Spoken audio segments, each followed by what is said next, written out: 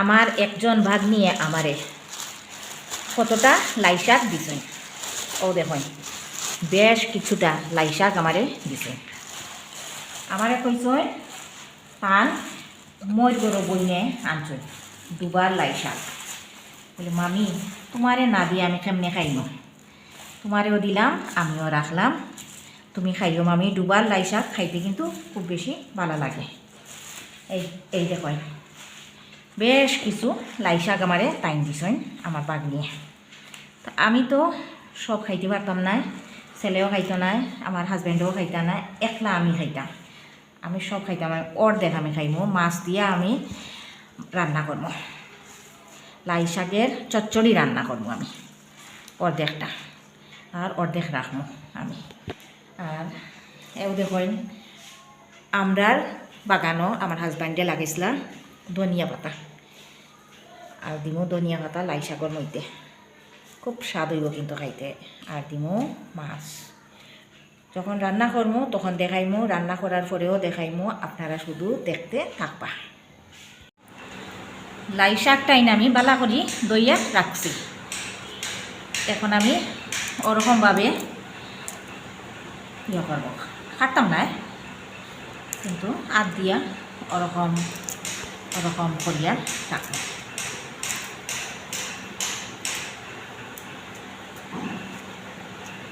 শুধু আমি খাইতাম লাই শাক, যে কোনো শাক আমার খাইতে খুব ভালো লাগে। আর গরর খেরোর তেমন কোনো পছন্দ নাই শাক খাওয়ার, আমার তো খুব ভালো লাগে।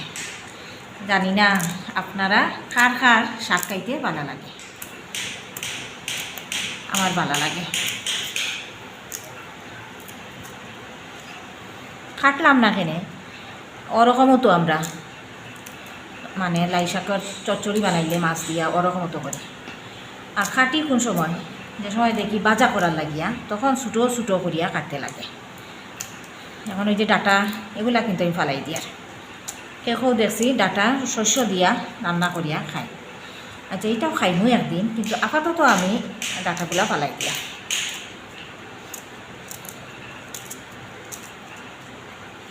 মনের বহুত বেশি শাক এই জায়গা, কিন্তু বহুত বেশি না শাক, আসলে রান্না করার পরে একদম কমে যায়।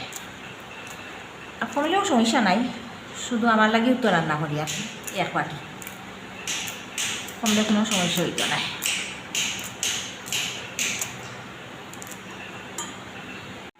ও দেখুন শাক আমি টুকরা টুকরা করছি, আবারও বালা করিয়া দইব।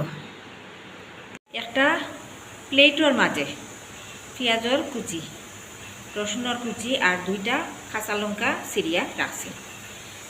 কড়াইয়ের মধ্যে তেল গরম হয়ে গেছে, প্রথমে আমি পেঁয়াজ কুচি সব দিয়া,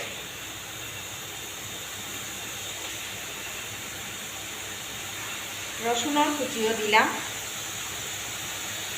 কাঁচা লঙ্কা যে দুইটা কুচি করিয়া কুচি না চিরিয়া রাখলাম ওটাইও দিলাম।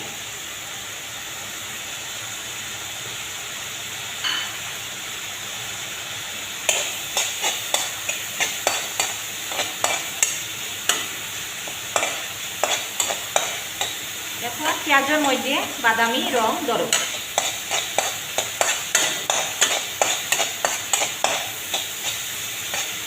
তাইলে একটা পেঁয়াজের একটা সেন্ট হইব।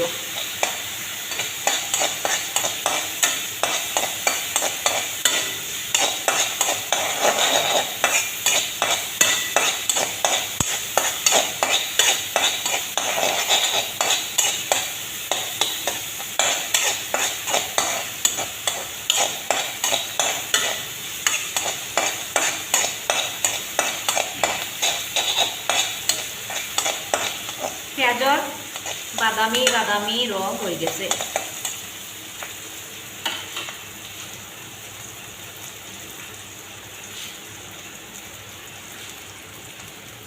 এখন লাই শাক দিলাম,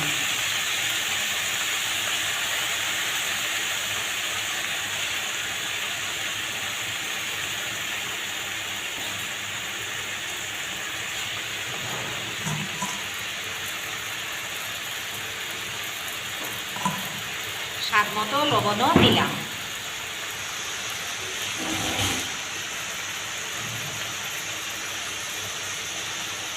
ধনিয়ার গুঁড়া দিলাম।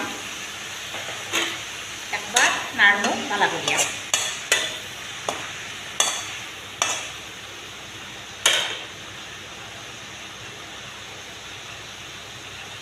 সামান্য লঙ্কারও গুঁড়া দিলাম। হলুদের গুঁড়াও দিলাম।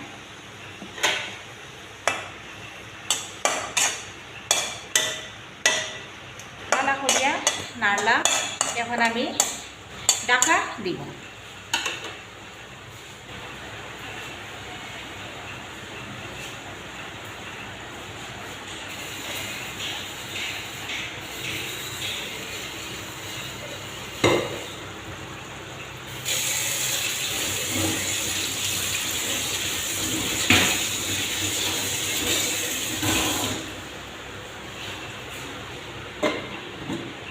সেদ্ধ হোক। শাক সেদ্ধ হয়ে গেছে। আমি খুঁজতাম না শাক সেদ্ধ হওয়ার পরে একদম কমে যায়, তখন তো দেখা যায় শাক থাকিয়া পেঁয়াজের পরিমাণ বেশি হয়ে গেছে। আচ্ছা, কোনো অসুবিধা নাই, একটু জল দেই আর গ্যাসের আগুনটা একটু বাড়াইয়া দিই।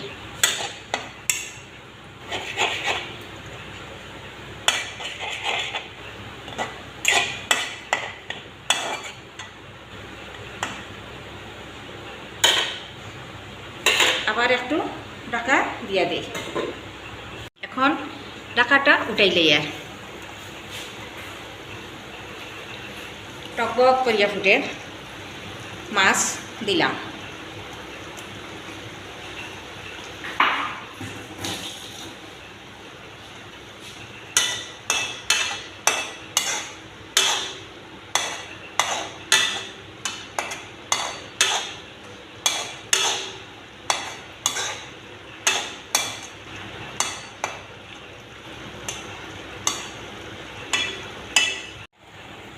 ধনিয়া পাতা উপরে ছড়াইয়া দিলাম।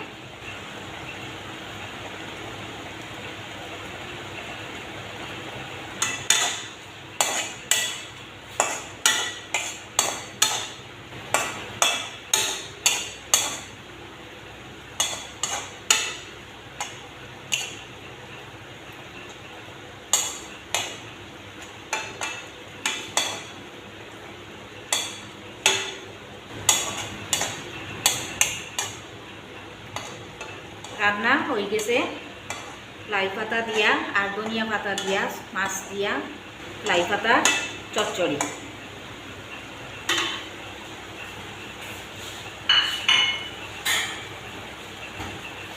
এখন একটা বাটির মধ্যে সব উঠাইলাই।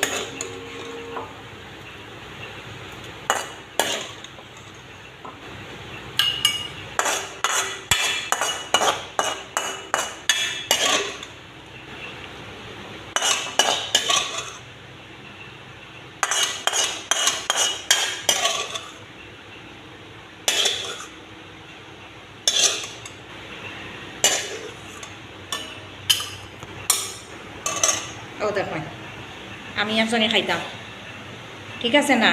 এখন এই সবজি দিয়ে আমি এক থালা ভাত খাইতে পারবো। আর আমি আমার হাজব্যান্ড আর ছেলেলাই কিতা কিতা রান্না করলাম দেখাই। আর মসুর ডাল, ফুলকপি ভাজা আর মাছ দিয়ে পানি লাউ রান্না করেছি।